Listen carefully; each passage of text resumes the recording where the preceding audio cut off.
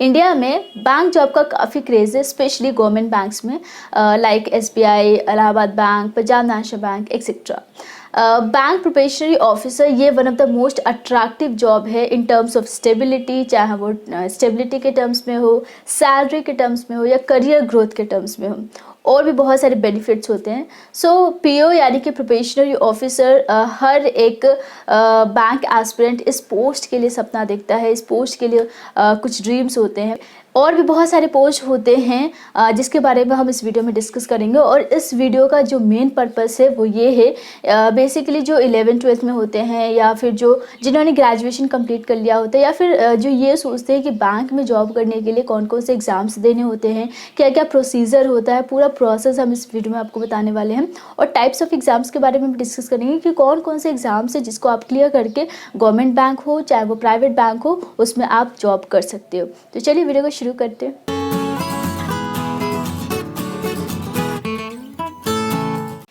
Guys, banking is one of the most chosen career sector in India. India में बहुत सारे बच्चे bank job के लिए अप्लाई करते हैं, स्पेशली गवर्नमेंट बैंक्स के लिए। सो इंडिया में टोटल 27 पब्लिक सेक्टर बैंक है एंड 25 प्राइवेट सेक्टर बैंक्स है, जिसमें से 45 रीजनल रूरल बैंक्स हैं।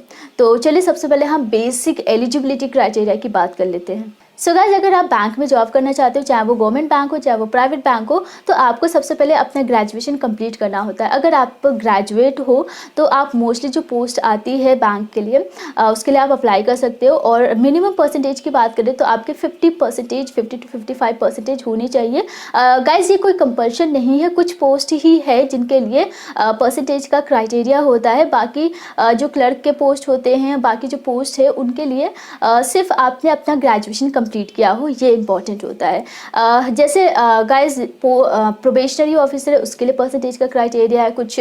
आरआरबी यानी कि जो रीजनल रूरल एरिया है बैंक है, उस बैंक के पोस्ट के लिए भी कुछ परसेंटेज का और स्ट्रीम का भी डिमांड करते हैं। तो पर्टिकुलर स्ट्रीम वाले ही पर्टिकुलर पोस्ट के लिए अप्लाई कर सकते हैं। तो उसके बारे में हम आगे डिस्कस करेंगे वीडियो में। चलिए नेक्स्ट, ग्रेजुएशन पोस्ट के लिए मेनली 2 पोजीशंस होते हैं। पीओ यानी कि प्रोबेशनरी ऑफिसर का पोस्ट होता है और दूसरा क्लरिकल यानी कि clerk come cashier, typist, steno, agriculture clerks, data entry operators and telephone operators. तो कुछ इस तरीके से पोस्ट होते हैं क्लरिकल में। अब हम बहुत ही इंपॉर्टेंट पॉइंट को डिस्कस करते हैं, that is how to get a government bank job in India. Okay, तो गाइज यहाँ पे इंडिया में कुछ इंस्टीट्यूशंस होती है जो अलग अलग एग्जाम्स को कंडक्ट करवाते हैं डिफरेंट पोस्ट के लिए। तो टोटल 4 ऐसे इंस्टीट्यूट्स हैं जो गवर्नमेंट बैंक्स में आपको अपॉर्चुनिटी प्रोवाइड करते हैं। तो चलिए हम बात करते हैं। सबसे पहला है IBPS, the institute of banking person selection. Number 2 is SBI, state bank of India. Number 3 RBI, reserve bank of India. And number 4 is NABARD यानी कि national bank for agriculture and rural development. तो चलिए इनको एक एक करके डिस्कस करते हैं और इन 4 इंस्टीट्यूट में कौन कौन से एग्जाम्स होते हैं वो भी आपको पता होना चाहिए, ताकि आप अलग अलग जॉब प्रोफाइल के लिए फिल कर पाओ। तो चलिए देखते हैं। सो नंबर 1 है IBPS, institute of banking person selection. Guys, millions of student, millions of candidate apply करते हैं इस एग्ज़ाम के लिए एंड इस एग्ज़ाम में अपीयर होते हैं। अलग अलग पोस्ट के लिए अलग अलग एग्जाम्स को कंडक्ट करवाते हैं। और IBPS में बहुत सारे बैंक्स आ जाते हैं, like Allahabad bank, bank of Baroda, United bank of India, central bank of India, Canara bank etcetera. ये जो बैंक्स हैं ये सिटी में भी लोकेटेड हो सकते हैं और टाउन्स एंड विलेज में भी लोकेटेड हो सकते हैं। गाइज, जो भी आप एग्ज़ाम दे रहे हो उस एग्ज़ाम पे डिपेंड करता है कि आपको कौन सा बैंक मिलेगा और ये कहाँ पे लोकेटेड है, ठीक है। तो अगर आप जैसे RRB का एग्ज़ाम देते हैं तो आपको विलेज या टाउन में ही जो भी बैंक्स है वो बैंक आपको प्रोवाइड किया जाता है, यानी कि उस बैंक में आपको जॉब मिलता है। तो आगे हम डिस्कस करेंगे। चलिए, यहाँ पे IBPS जो है वो अलग अलग पोस्ट के लिए एग्ज़ाम को कंडक्ट करवाते हैं। तो 4 एग्ज़ाम आपके पास है। IBPS PO जो कि प्रोबेशनरी ऑफिसर के लिए होता है। नंबर 2 है IBPS clerk. Number 3 IBPS RRB and next IBPS SO यानी कि स्पेशलिस्ट ऑफिसर। ओके, तो यहाँ पे हम सिलेक्शन प्रोसेस की बात करते हैं। सबका क्राइटेरिया थोड़ा सा डिफर करता है। यहाँ पे जो नंबर 1 है यानी कि IBPS PO प्रोबेशनरी ऑफिसर। सो ये हाई लेवल का पोस्ट है और इस एग्ज़ाम जो है इसका ये one of the toughest exam है बाकी पोस्ट जॉब प्रोफाइल के कंपैरिजन में। ओके, तो मेनली आपके 3 राउंड्स होते हैं। पहला होता है प्रीलिम, जो कि थोड़ा नॉर्मल होता है एग्ज़ाम, नॉर्मल एग्ज़ाम होता है। दूसरा जो है वो होता है मेंस, उसके बाद आपका इंटरव्यू। तो जो मेंस होता है वो हाई लेवल का होता है, यानी कि एडवांस लेवल का होता है। दूसरा है आपके पास आईबीपीएस क्लर्क। आईबीपीएस क्लर्क में 2 ही राउंड होते हैं, प्रीलिम एंड मेंस, इसमें इंटरव्यू राउंड नहीं होता है। एंड नंबर थर्ड है आईबीपीएस आरआरबी, यानी कि रीजनल रूरल बैंक। तो इसमें आईबीपीएस आरआरबी के जो बैंक्स होते हैं बिल्कुल पब्लिक सेक्टर बैंक जैसे ही होते हैं, लेकिन ये बैंक्स विलेज एंड टाउन्स में सिचुएटेड होते हैं, यानी कि लोकेटेड होते हैं। ये सिटी में आपको ये बैंक्स नहीं मिलते। तो अगर आपको विलेज या टाउन में अगर आपको जॉब करना है, मतलब उस एरिया में जो बैंक्स है उसमें जॉब करना है, तो आपको आईबीपीएस आरआरबी का फॉर्म भर सकते हो।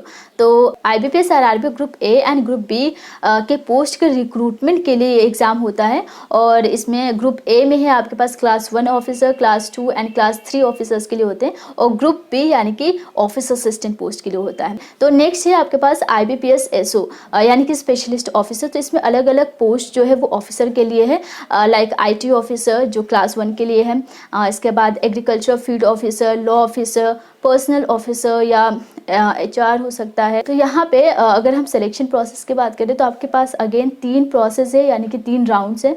पहला प्रीलिम, मेंस, उसके बाद इंटरव्यू। सो इन पोस्ट की एज लिमिट की बात कर लेते हैं। तो आईबीपीएस पीओ की जो एज लिमिट है वो 20 to 30 है, यानी कि 30 के बाद 30 ईयर्स के बाद आप आईबीपीएस पीओ के लिए अप्लाई नहीं कर सकते हैं। तो एज लिमिट है हर पोस्ट के लिए। सो आईबीपीएस क्लर्क के लिए एज लिमिट है 20 to 28 years, and IBPS RRB के लिए है 18 to 40 years, and IBPS SO के लिए है 20 to 30 ईयर्स। नंबर 2 है state bank of India. So state bank of India, SBI bank और जो भी उससे एसोसिएटेड बैंक्स हैं, उन बैंक्स में अलग अलग पोस्ट के लिए एग्ज़ाम को कंडक्ट करवाते हैं। तो यहाँ पे 2 पोस्ट होती है, SBI clerk and SBI PO. SBI PO की अगर हम बात करें तो इसमें आपके 3 राउंड होते हैं, प्रीलिम, मेन और इंटरव्यू। एज लिमिट के लिए 21 to 30 ईयर्स आपकी एज लिमिट होती है एसबीआई पीओ की। ओके, तो दूसरा जो पोस्ट है वो है एसबीआई क्लर्क। एसबीआई क्लर्क का 2 ही राउंड होता है, इसमें इंटरव्यू नहीं होता है, प्रीलिम एंड मेन आपको क्लियर करने होते हैं।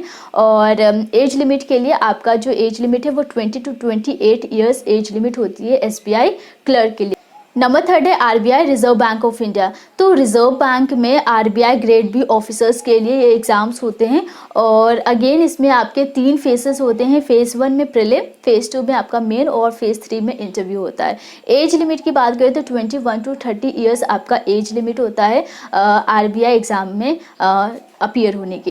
नंबर 4 है NABARD, national bank for agriculture and rural development. So इसमें grade A and grade B officers के लिए एग्ज़ाम होता है, that is assistant manager and manager role के लिए वैकेंसीज आती है। तो गाइज वैकेंसी की बात करें तो नाबार्ड में बहुत कम वैकेंसीज आती है।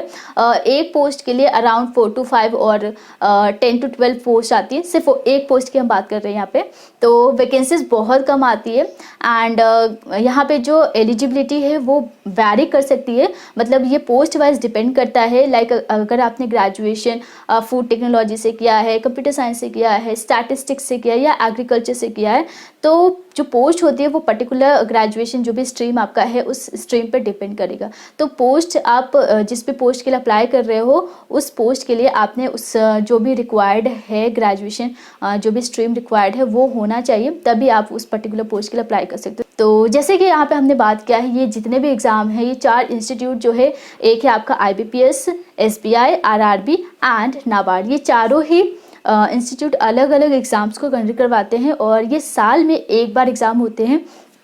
हर साल इसकी वैकेंसीज आती है, वैकेंसीज वैरी करती है, बट यहाँ पे जो कंपटीशन की अगर हम बात करें उससे पहले ये जो एग्ज़ाम है सारे एग्ज़ाम्स काफ़ी टफ होते हैं, और कंपटीशन की बात करें तो बहुत ज़्यादा बच्चे अप्लाई करते हैं, जैसे कि मैंने ऑलरेडी आपको कहा है।